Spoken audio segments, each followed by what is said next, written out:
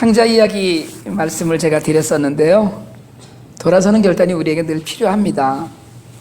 탕자는 돌아왔어요. 돌아와서 아버지도 좋아했고 정말 기쁨을 나눴어요. 그런데 문제가 하나 생겼어요. 형이 문제가 됐어요. 형이 문제가 됐거든요. 형은 집을 나간 적도 없고 돈 들고 나가서 누구랑 술을 사 마신 적도 없고, 그러니까 우리가 얘기하는 늘 모범이었어요. 정말 묵묵히 땅을 갈고 양을 치고 아버지 일을 도왔어요. 아버지 말씀에 노라고 해본 적이 없습니다. 자기 주장을 하고 커본 적이 없어요. 저는 이거 해야 되겠습니다라는 얘기를 해본 적이 없어요. 심지어 동생이 유산의 절반을 떼어갖고 갔어요. 여러분, 내 몫을 나눠달라고 그랬거든요. 탕자의 형제가 여럿이라는 기록이 없으면 반을 떼어간 거예요. 집안의 유산의 반을, 그러니까 지금 있는 재산의 반을 떼어갖고 가면 어떻게 됐겠어요? 집안 기둥불이 흔들리는 거거든요. 휘청하는 거 아니에요. 그랬을 때도 이게 집에 IMF 온 거나 다름없습니다. 형은 별말 없이 일꾼들을 데리고 계속 자기 일에 몰두했어요. 아버지를 위로했습니다. 아버지가 탕자 때문에 더 속상해 하실까봐 자신만이라도 아버지에게 위로가 되고자 정말 아버지 곁을 떠나지 않으면서 늘 아버지를 위로했어요. 여러분, 세상 사람들이 다 칭찬했습니다. 정말 세상에 그 집에 그만한 애 없어. 온 동네 집에 애들이 탕자 형 때문에 무지하게 힘들었어요. 본받으라고 그래갖고, 야, 그 집이 형 본받아라. 애 동생 놈은 그러고 나갔을지언정 그 형 본받아라. 이래갖고 온 동네 애들이 탕자 형이 공공의 적이 됐어요. 너무 잘해갖고. 아버지도 집 나간 자식에 대한 애끓는 마음이 있었지만 형에 대해서는 미안한 마음도 있고 정말 자랑스러운 마음도 있었어요. 그래서 사람들을 만날 때마다 자랑도 하고 칭찬도 했습니다. 그러던 어느 날 들에서 일을 마치고 들어오는데 멀리서 보니까 집이 있는 동네가 막 사람들이 왔다 갔다 하고 갑자기 부산한 거예요. 평소에 보이지 않던 막 불을 크게 피우고 멀리서 보였어요. 동네 가까이 가는데 집 있는 데서 큰 소리가 납니다. 동네 사람들이 다 모여서 뭔가를 하는 거예요. 크게 웃는 소리도 들렸어요. 그리고 곧 탕자가 집을 나간 지 몇 해 만에 거지가 되어서 돌아왔다는 걸 알았어요. 그리고 거지가 된 다음에 돌아왔는데 아버지가 그를 위해서 이제껏 본 적이 없는 성대한 잔치를 벌였다는 걸 알았어요. 그 순간에 그동안에 억눌렸던 감정이 폭발했습니다.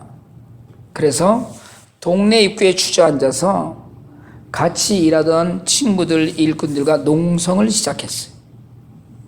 집에 안 들어가겠다는 거예요. 그러면 아버지는 그놈이랑 사시오. 이번엔 내가 나가겠소. 그러니까 쉽게 얘기하자면 탕자의 형의 이야기는 그놈 아니면 나 둘 중에 하나를 택하라는 거나 다름없었어요. 걔는 용서가 되는 애가 아니라는 거예요. 어떻게 그런 놈을 받아들여서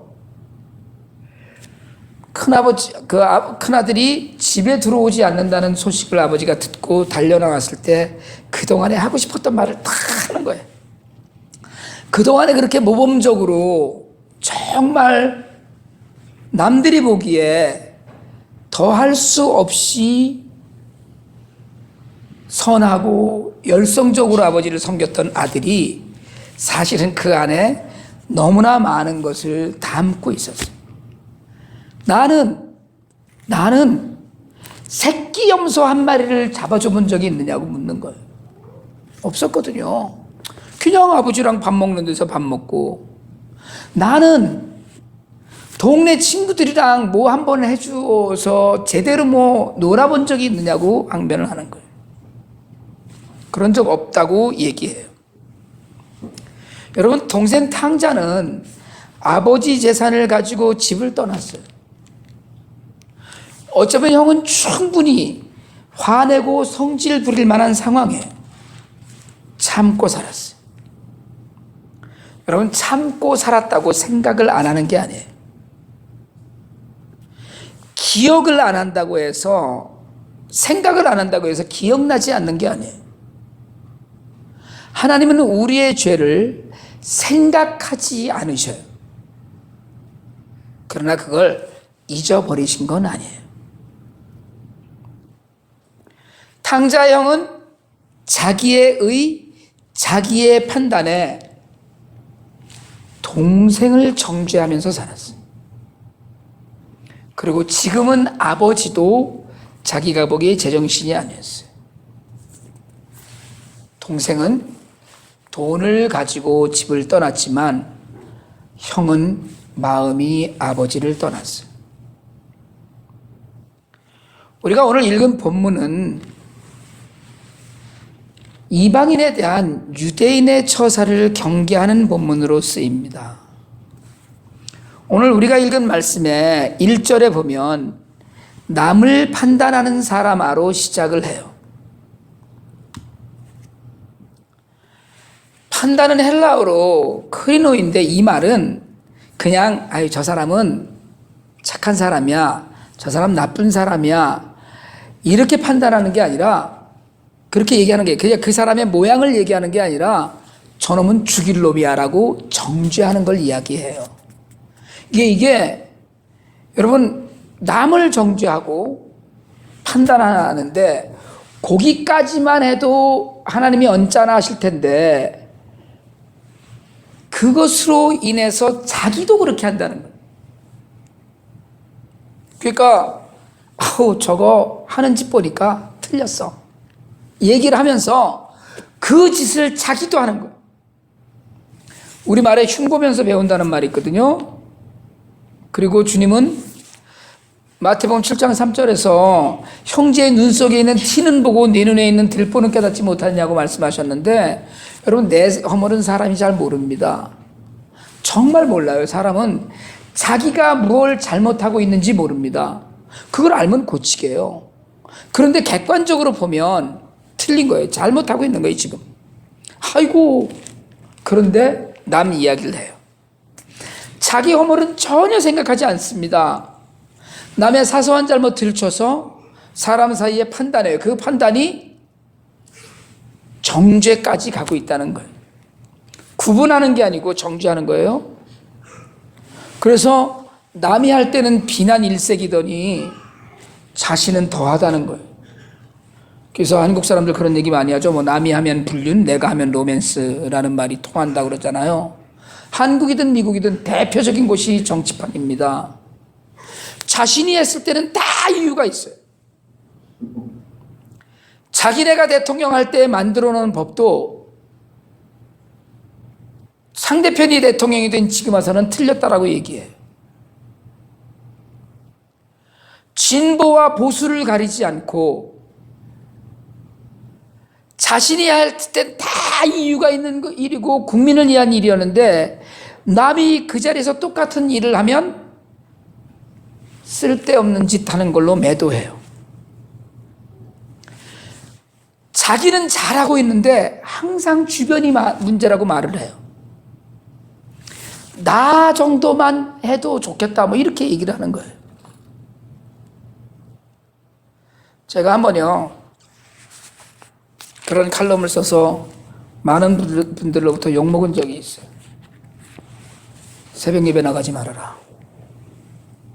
새벽 기도하지 말아라. 기도하지 말아라. 새벽 예배에 목숨을 걸고 나오시던 권사님이 계셨습니다. 열심히 예배 드리세요. 예배가 끝나면 오래도록 엎드려 기도하십니다. 하루도 빠지지 않고 정말 정성을 들여서 기도해요. 그리고 새벽 기도가 끝나면 꼭 집사들을 데리고 커피를 마시러 가요.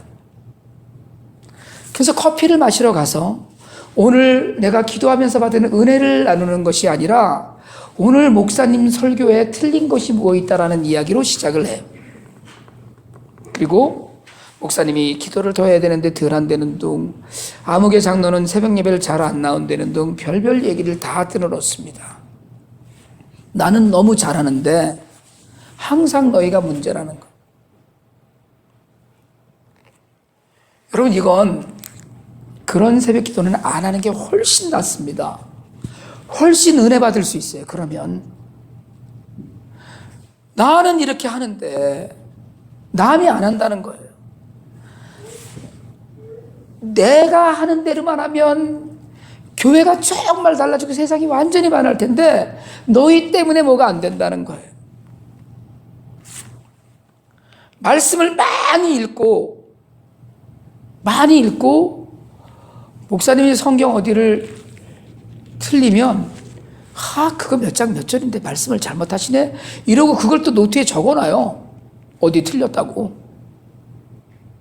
제가 그래서 그 이후부터는 설교를 할 때 성경 본문을 인용할 때 3번을 찾아봅니다. 다시 확실하게. 남을 판단하고 정죄하면서 실상은 자신도 똑같은 일을 해요. 여러분, 우리가 어렸을 때 친구가 앞에 막 뛰어가면 우린 뭐라 그랬냐면, 혹시 이런 얘기 아세요? 모르시는 분도 있을 것 같은데, 앞에 가는 사람 도둑놈, 뒤에 가는 사람 순사, 이런 얘기 했어요. 우리는 어렸을 때. 그런 얘기 해봤어요? 들어봤어요? 앞에 가는 사람 도둑놈, 뒤에 가는 사람. 이게 우리 때 얘기예요. 별로 많이 차이 안 나, 우리 때라고 그래도. 그게 무슨 아주 옛날 얘기 아니고. 자기 합리화예요. 무슨 합리화예요? 내가 능력이 안 돼서 뛰지 못하니까 나보다 더 잘 뛰는 놈은 다 도둑놈이라는 거예요. 뒤따라가는 나는 순살에서 따라간다는 거죠. 이 이야기가 나중에 발전을 해서 어떻게 발전하냐면, 돈 버는 놈은 다 도둑놈이에요. 돈 많이 버는 놈은. 못 버는 나는 청렴결백한 사람이 된 거예요. 한국처럼 물론 재벌이 정치적인 구조나 경제 사회적인 구조로 많은 혜택을 받은 건 사실입니다. 그렇지만 재벌을 손가락질하고 돈을 많이 버는 것에 대해서 마치 다 도둑놈 소굴인 것처럼 매도하는 나라는 많지 않습니다. 못 버는 내가 제일 깨끗하게 산다는 거예요. 사람이 높은 자리에 올라가면 다 뇌물 쓰고 비정상적인 짓을 한 도둑놈이고, 평범을 지나쳐서 바닥을 친 인생을 사는 나는 깨끗한 사람이라는 거예요. 여러분, 그런 사람이 처지가 바뀌면 완전히 달라집니다. 완전히 달라져요. 자기가 지지하는 성향의 사람이 대통령이 되면 아나무인이 돼요. 자기가 지지하지 않는 사람이 정권을 잡으면 무조건 깎아내리고 무조건 틀려야 되는 거예요. 그 사람이 항상 다 틀려야 돼요. 남을 탓하고 판단하고 비웃고 정죄해요.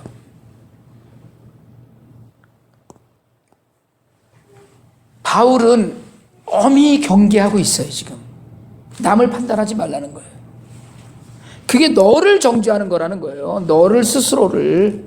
내가 그 사람 이야기하는 건 내 얘기를 하는 거나 다 같은 거예요. 그래서 우리가 그런 얘기 하잖아요. 손가락질하면 나머지 손가락은 나를 가르치는 거라고, 하나는 남을 가르치지만 나머지는 나를 가르치는 거라고, 그런 얘기 하잖아요. 아이고 저 사람 틀렸어 이러면 어떻다는 얘기예요? 나는 이미 틀렸다, 글렀다는 얘기예요. 아무 거 없습니다. 저 사람 틀렸어, 아우 저 사람 안 돼 얘기하면 난 이미 틀리고 안 되는 인간이라는 얘기에 똑같은 얘기입니다. 오늘 1절이 그 얘기라, 내가 정죄함을 받는다 그 얘기예요. 전혀 다르지 않은 얘기예요. 그래서 바울은 2절에서 하나님의 심판이 진리대로 된다고 얘기해요. 여기서 심판은, 하나님의 심판은 취소 불가능한 판단을 의미하는 단어예요.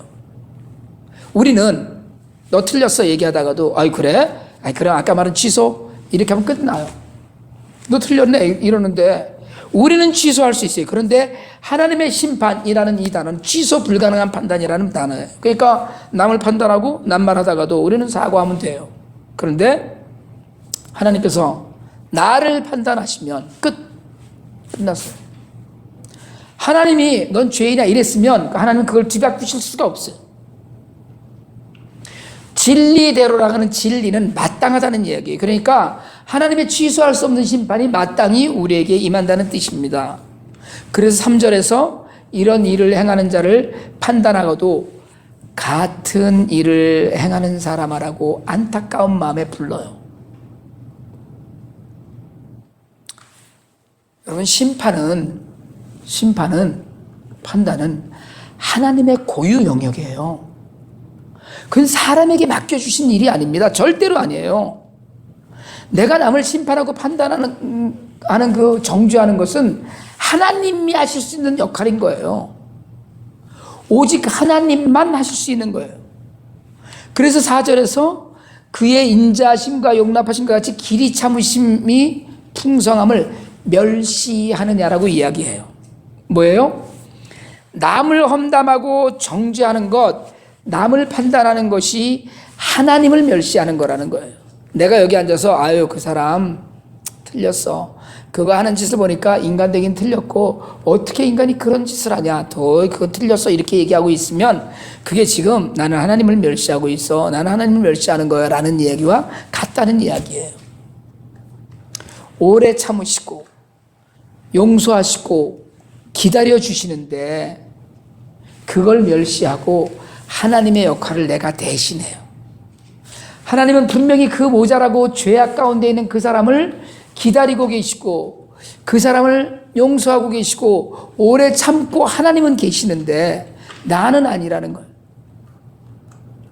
제가 사실요 IT를 갔다 오면 굉장히 많이 회개를 합니다. 좋은 일 하고 오는 거 아니에요. 가서 고아들 쌀 사주고 뭐 애들 학교 보내주고 그러고 오는데 참 많이 회개해요. 가면 시험에 드리는 일이 너무 많아요. 정말 제가 이걸 한국말로 설교를 하니까 괜찮지만 인간도 아니야 이런 소리가 저절로 나오는 거예요. 그건 인간도 아니야. 누구한테요? IT 고아원 원장, IT에 우리가 돕는 기관의 뭐 우두머리들, IT에 있는 뭐 어느 교회 목사, 그게 막 판단이 되는 거예요. 쌀 갖다 주면 원장이 목사인데 쌀 10포대를 오늘 갖다 주고 그 다음날 불시에 뭐 다른 일 때문에 갔는데 2포대밖에 없는 거예요. 8포대 팔아먹은 거예요.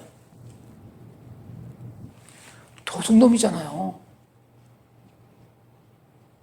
고아원 건물을 정말 좋은 건물을 렌트를 해줬어요.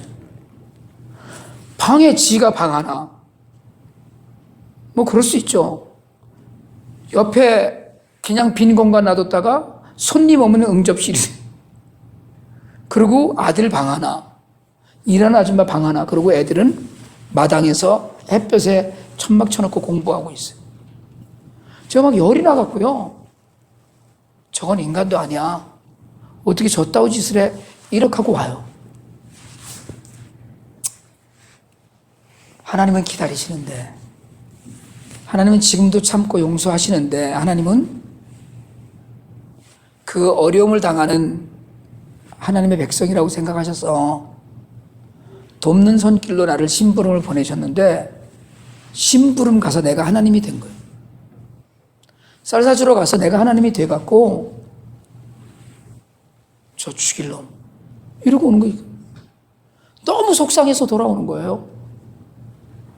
저 따로 하면 안 되지. 이게 막 입에서 저절로 막 일어나는 거예요.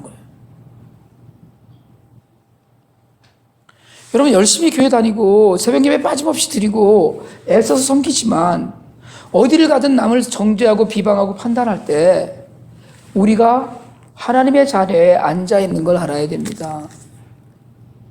오늘 말씀 5절에 보니까 내 고집과 회개하지 아니한 마음이라고 그랬어요.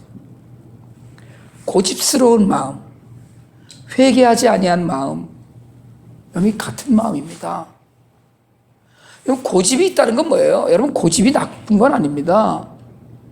사람이 고집도 좀 있고 그래야지. 우리 그렇게 얘기하잖아요. 사람이 고집도 좀 있고 그래야지. 어떻게 맨날 예스만 하고 살아? 자기 주장도 있어야지. 그런데 굳고 강한 마음에 삐뚤어진 마음이 합쳐지면 그게 죄를 쌓는 거거든요. 삐뚤어진 마음에 독이 자꾸 쌓이면 결국 하나님의 심판의 진노를 머리에 쌓는 것과 다름없다는 것이 오늘 5절 말씀이에요.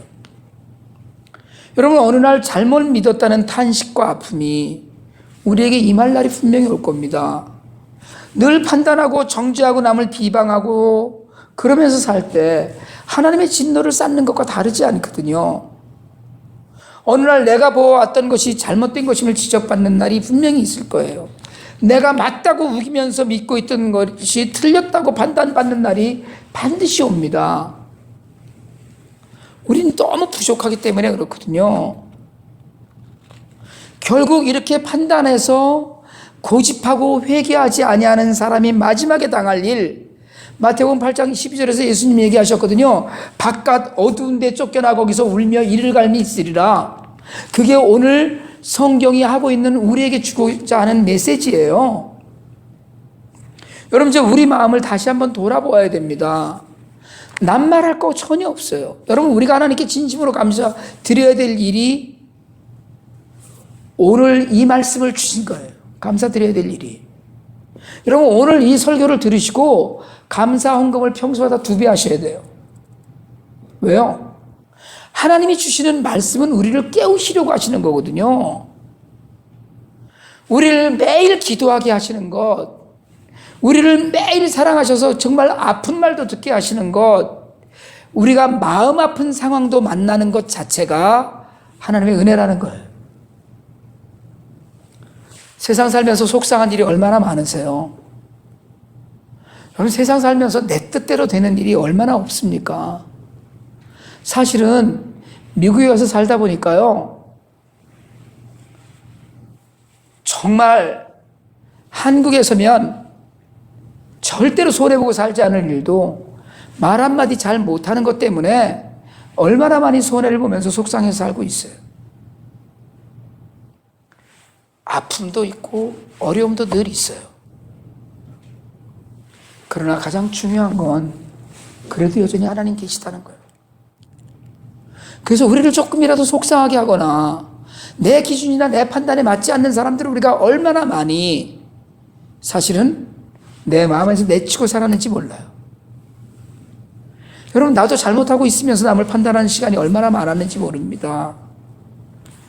남의 작은 허물은 정말 커 보이고 내가 지금 저지르고 있는 이 수없이 못된 죄악은 전혀 눈에 보이지 않는 것, 이게 오늘 우리의 모습이에요. 남의 말을 하면 재미는 있지만 사랑은 떠납니다. 여러분, 우리 모두가 탕자인 걸 잊지 마시기 바랍니다. 우리 모두는 이미 집을 나간 적이 있거나 집안에서 불평거리면서 아버지 품을 마음으로 떠났거나 모두 집을 잃어버린 탕자의 가족이에요. 내가 탕자이거나 아니면 적어도 내가 탕자의 형인 거예요. 하나님의 무조건적인 은혜, 어떤 조건도 단서도 없는 하나님의 은총을 이제 겸손히 받아들일 시간입니다. 아버지가 용서한 탕자를 나는 결코 저따오 짓을 해본 적이 없다는 말로 판단하고 성질 부리면서 집에 들어오기를 거부하는 큰아들. 어쩌면 우리는 그 탕자이거나 탕자의 형이거나 둘 중에 하나임에 틀림없어요. 나는 둘 다 전혀 아닙니다. 나는 돈을 갖고 집을 떠나본 적도 없고 죄 가운데 있어 본 적도 없고 나는 그렇게 돌아온 것들을 욕하고 흉본 적도 없습니다. 여러분, 그게 안 되더라고요. 하나님은 다 갖다 팔아먹고 죄 악속에서 뒹굴다가 온 놈도 받아들여서 잔치하시지만 밖에서 농성하는 큰아들에게도 찾아오셔서 사랑하고 안아주셔요. 오늘 교회 안에 들어와서 하나님을 예배하는 우리 모두는 어쩌면 큰아들처럼 다시 돌아와야 될 탕자인지 모릅니다. 먼저 믿었다고, 조금 잘 믿는다고 동생 탕자를 정죄하거나 하나님의 은총에 문제가 많다고 우리가 불평하지는 않았는지 한번 우리를 돌아보아야 됩니다. 우리 마음에 남아있는 남을 향한 부정적인 모든 것을 내려놓고 나를 향한 긍휼의 마음으로 모든 것을 보게 되기를 원합니다. 우리가 지난주에 성경 공부하면서 배운 말씀이 있거든요. 긍휼히 여기는 자는 복이 있나니 그가 긍휼히 여김을 받을 것이며, 하나님의 긍휼하심이 우리 모두에게 가득가득 넘치는 삶을 살아서 여러분, 하나님이 불쌍히 여기시면 끝난 거예요. 하나님이 나를 불쌍히 여기시면, 여러분, 우리가 정말 긍휼의 마음이 있으면 도와주고 싶고 덜어주고 싶고 섬기고 싶고 나눠주고 싶어요. 하나님이 우리를 긍휼히 여기시면, 하나님이 우리를 불쌍히 여기시면 도와주고 싶고 손잡아주고 싶고 인도해주고 싶고 안아주고 싶고, 그리고 넘치는 사랑으로 쏟아 부어주고 싶은 거예요.